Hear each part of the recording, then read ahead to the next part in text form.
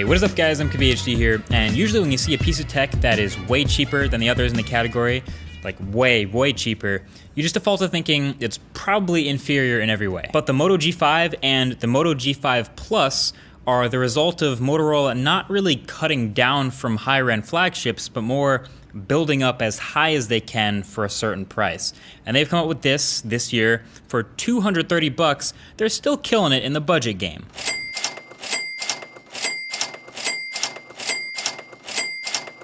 So I want to shine another light on this because of the fact that I keep coming back to that good phones are getting cheap and cheap phones are getting good. Probably the biggest difference between this gen Moto G and the last one is just the outside, the design, and the hardware. The Moto G has always been this shamelessly, apologetically plastic, but this year it steps up to metal. So all around the back and the side and the frame, and it feels a lot better and more durable as a result. Now the looks are a little bit more polarizing. It definitely still looks a little bit better because of the metal, but it also definitely still looks like a budget phone. It's the bezels that are still big on the sides and the forehead and the chin, no doubt about that. And it's a pretty basic design from top to bottom. Nothing too crazy about it. Button placement is standard. The headphone jack is still at the bottom. All of that is great. But one thing that makes this feel a little more cheap is actually the chrome rail, like all the way around the bezel. You don't see that really in like the renders, but in real life it actually does make a difference. I feel like on the more premium phones, the bezels are usually just more shrinking down or much more dark to sort of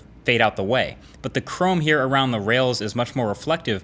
Kind of reminds me of the Galaxy Nexus, just a little bit less curvy. But that's not really a bad thing, it's just something you notice about the phone. The one thing I would say I don't really like about the design on the outside of the new Moto G is that big old camera lump on the back. I really think if this phone was the exact same size but didn't have that big bump sticking out, it would look pretty clean. But this sticks out of it so much that it's a defining feature of the way this phone looks. The Moto Z had that big old camera bump because it was a fitting spot for all the Moto mods that fit on the back. I don't think you had to have this big camera bump on the back of the G5 because there are no Moto mods for this one. Either way though, overall the build quality and feel in the hand is a step up from last year, and when you compare it to other smartphones under 300 bucks, which there aren't many of, this sits up at the top pretty clearly in my book. So the specs of the new Moto G are also decidedly mid-range, about what you'd expect. A 3000 milliamp hour battery in this G5 Plus, and there are two versions of it, one with 4 gigs of RAM and 64 gigs of storage, that's 300 bucks.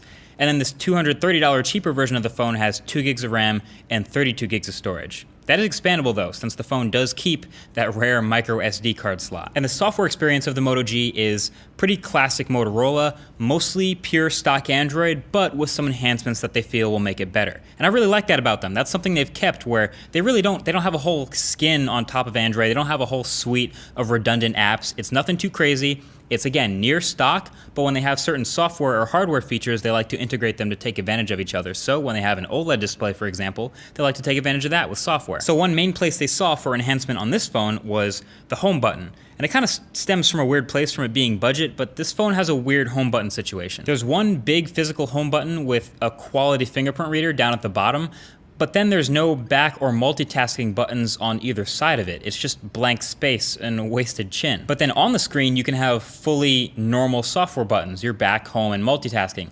But of course they take up screen real estate, and not everybody wants that. So their unique solution for people who want to use all off-screen buttons is what they've called home button gestures. Apparently the home button is actually big enough to use sort of like a big glass trackpad. It's actually sensitive enough to figure out what you're doing if you're doing a button press versus a gesture. And these seem to work fairly well. So when you turn these on, it's a tap to go home, then it's a hold for a second to turn the screen off, then you can hold a little longer to get into Google Assistant, then you can swipe right across the home button to go back, and then swipe left across the button to go to recent apps. And you can actually interchange those last two if you want to swipe right or left. Another enhancement here in stock Android to the Moto G is gestures to go into multitasking. You basically just drag the window up to the top. I actually think this is better and easier to remember than before. So you kind of drag into the multitasking experience and drag out of it. Makes sense. And then there's other little things like the slightly transparent theme in the app drawer, and the Moto widgets that you get on your home screen that show the battery and the time and all that stuff. The screen off gesture that came with the original Moto X. You have the double chop to turn on the flashlight, which is familiar. You have the double twist, which launches the camera really quickly. That's still there. So all those gestures and all those enhancements come down to the Moto G again, and they're awesome.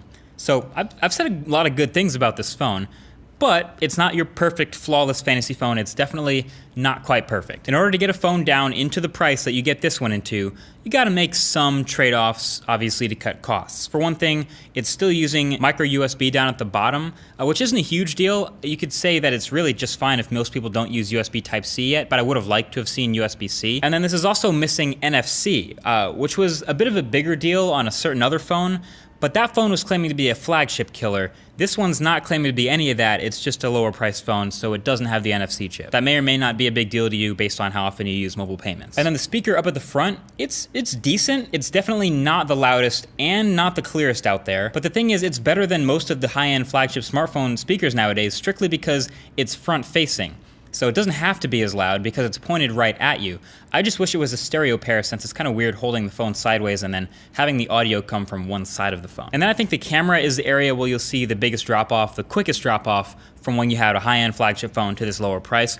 On paper, it's still a 12 megapixel smartphone with an f1.7 aperture, but it doesn't have optical image stabilization. So you can get pretty good shots out of this camera when you're really well lit and when you're outdoors and when you have a lot of light. But as soon as you start to lose light, you're gonna see a lot more things like noise in the frame because it's raising the ISO to shorten the shutter speed to keep that motion blur down. You're gonna see chromatic aberration, you're gonna see a lot less dynamic range, a lot more contrast, and overall just a lot less natural colors. It's not quite as good of an image processing, and Motorola's struggled with high-end cameras in their best phones, so this is definitely not gonna be the phone you buy for the camera quality. But at the end of the day, when you start comparing this Moto G to a lot of the other phones you can get for the same price, for $250 or less, it becomes really obvious that this still falls as a complete package at the top of the heap. So can we give the budget crown back to the Moto G?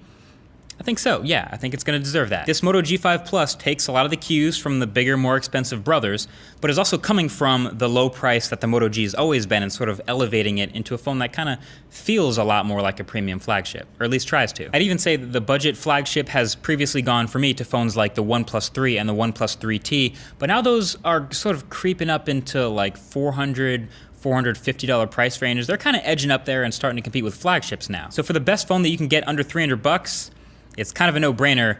Moto G is holding that crown. So if you're balling on a budget, this is the phone to check out. This is the one. So that's been pretty much it. Thanks for watching. I'll leave a link to this phone below. I'll leave a link to all my other phone reviews and other stuff below as well. Talk to you guys in the next one. Peace.